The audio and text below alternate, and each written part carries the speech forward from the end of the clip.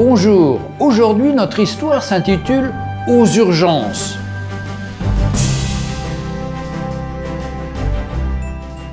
Cette histoire se passe dans un hôpital de campagne où le chirurgien n'est pas sur place en permanence.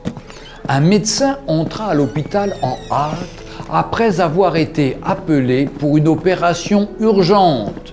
Il répondit à l'appel, changea rapidement ses vêtements et alla directement au bloc opératoire. Là, il trouva le père du garçon qui faisait les 100 pas dans le hall. En voyant le médecin arriver, le papa s'écria « Mais pourquoi avez-vous pris tant de temps pour venir? Vous ne savez pas que la vie de mon fils est en danger? Vous n'avez pas le sens de vos responsabilités ?» Le médecin sourit et dit « Je suis désolé. Je n'étais pas dans l'hôpital et je suis venu le plus rapidement possible après avoir reçu l'appel. Et maintenant, je souhaite que vous calmiez afin que je puisse faire mon travail. » « Me calmer? Mais si c'était votre fils, vous calmeriez-vous?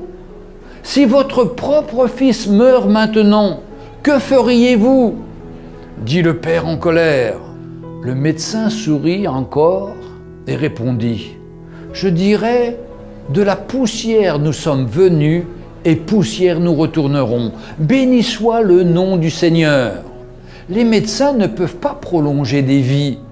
Allez et priez pour votre fils. Nous ferons de notre mieux par la grâce de Dieu. » « Oh, c'est facile de donner un conseil quand on n'est pas concerné, » murmura le père. L'opération dura quelques heures, après lesquelles le médecin sortit, satisfait et content. « Merci Seigneur, votre fils est épargné. Si vous aviez d'autres questions, demandez à l'infirmière. » Une fois le médecin parti, le père dit à l'infirmière « Pourquoi est-il si arrogant? Il ne pouvait pas attendre quelques minutes pour me parler de l'état de mon fils ?» L'infirmière répondit, les larmes dans les yeux. « Son fils est mort hier dans un accident de voiture. Il était à l'enterrement quand nous l'avons appelé pour opérer votre fils. Maintenant qu'il a épargné la vie de celui-ci, il est reparti pour finir l'enterrement de son propre enfant. Ne jamais jugez personne parce que vous ne savez pas ce que celle-ci peut traverser en ce moment. »